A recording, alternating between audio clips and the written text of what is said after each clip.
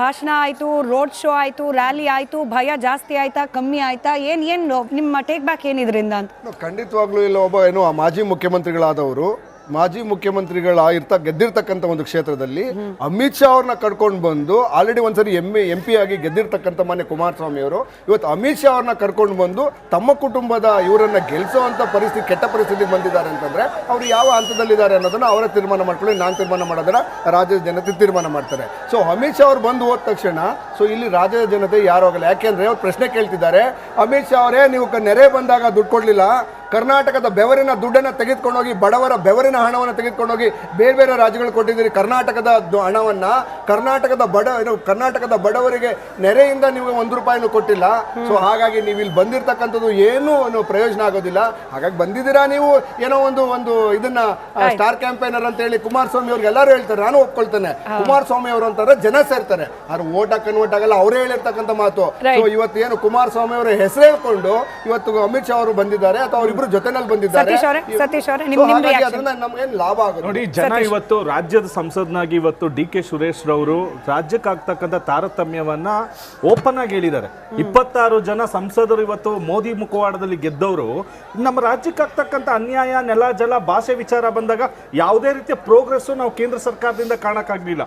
ಏನಿಲ್ಲಿ double engine ಸರ್ಕಾರ ಬಂದ್ರೆ ನಿಮಗೆ ಕರ್ನಾಟಕನ ಇಂದ್ರ ಚಂದ್ರ ಮಾಡ್ತೀವಿ ಅಂತ ಆಶ್ವಾಸನೆ ಕೊಟ್ಟವರು ಇವತ್ತು ಅವರೇ ತಿಳ್ಕೋಬೇಕು ಏನ್ ಆಶ್ವಾಸನೆಯನ್ನ ಈಡೇರಿಸಿ ಇವತ್ತು ಬಂದು ಸುತ್ತ ಬಂದ್ಬಿಟ್ಟು ಇದೇನು ಅಂದ್ರೆ DK ಶಿವಕುಮಾರ್ ಅವ್ರನ್ನ ಕಟ್ಟಾಕ್ಬೇಕು.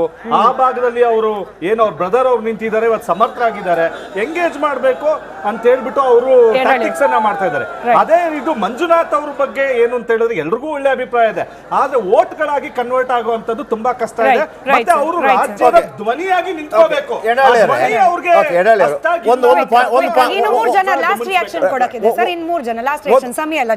ಒಂದು ಪಾಯಿಂಟ್ ಈಗ ನಮಗೆ ಬರ ಪರಿಹಾರ ವಿಚಾರವಾಗಿ ಯಾಕೆ ಸಿಕ್ಕಿಲ್ಲ ಅನ್ನೋಂಥದ್ದು ಚರ್ಚೆಯನ್ನು ಕಾಂಗ್ರೆಸ್ ಕೂಡ ಮಾಡ್ತಾ ಇದೆ, ಮುಖ್ಯಮಂತ್ರಿಗಳು ಮಾಡ್ತಾ ಇದ್ದಾರೆ.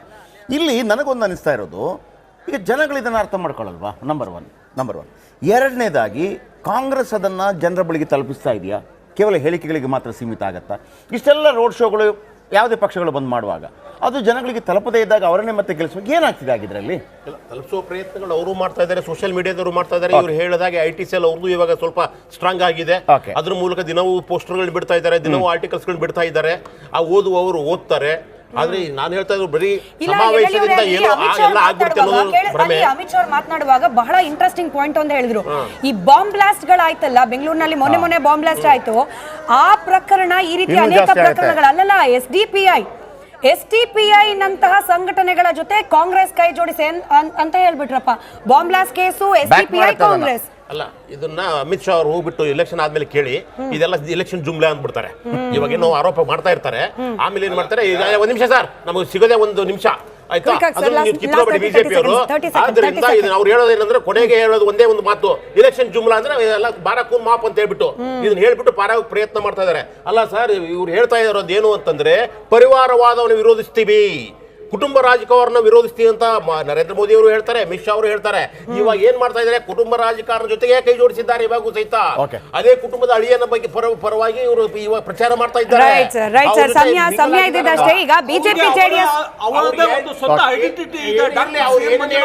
ವಿರುದ್ಧವಾಗಿ ಮಾತಾಡ್ತಾ ಇದ್ದಾರೆ, ಪರಿವಾರವಾದ ಪರವಾಗಿ ಮಾಡ್ತಾ ಇದ್ದಾರೆ. ನೋಡಿ, ಬರ ಪರಿಹಾರ ನಿಧಿದು ರಾಜ್ಯ ಸರ್ಕಾರ ಒಂದು ನಿಯಮದ ಪ್ರಕಾರ 25% ಕೊಡಬೇಕಿತ್ತು. 33,000 ಕೋಟಿಯಲ್ಲಿ 25% ಇವತ್ತರೆಗೂ ಕೊಟ್ಟಿದ್ದಾರಾ? ರಘು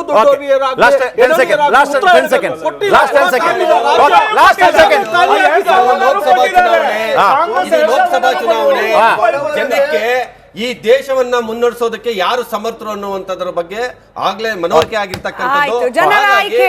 ಜನರ ಆಯ್ಕೆ ನೀವೇನೇ ರೋಡ್ ಶೋ ಮಾಡಿದ್ರು ನಮ್ಮ ಎಲ್ಲಾ ಪಕ್ಷಗಳಿಗೆ ಆರೋಪ ಪ್ರಚಾರವನ್ನು ಮಾಡೋದಕ್ಕೆ ಅವಕಾಶ ಇದೆ. ಜನಗಳು ಯಾವ ರೀತಿ ಅದನ್ನ ಸ್ವೀಕಾರ ಮಾಡ್ತಾರೆ? 25 ದಿನ ಇದು ನಿರಂತರ ಚರ್ಚೆ. ಇವತ್ತು ಬೆಂಗಳೂರು ಗ್ರಾಮಾಂತರ ಆಯ್ತು, ನಾಳೆ ದಿನ ರೈಟ್ ಸಮಯ ಇದ್ದಷ್ಟೇ. ಧನ್ಯವಾದ ಸರ್. ಚರ್ಚೆ ಪ್ರತಿದಿನ. ಧನ್ಯವಾದ ಎಲ್ರಿಗೂ ಚರ್ಚೆಯಲ್ಲಿ ಭಾಗಿಯಾಗಿದ್ದಕ್ಕೆ. ನೋಡ್ತಾ ಇರಿ ರಿಪಬ್ಲಿಕ್ ಕನ್ನಡ. ಇದು ನಿಮ್ಮದು.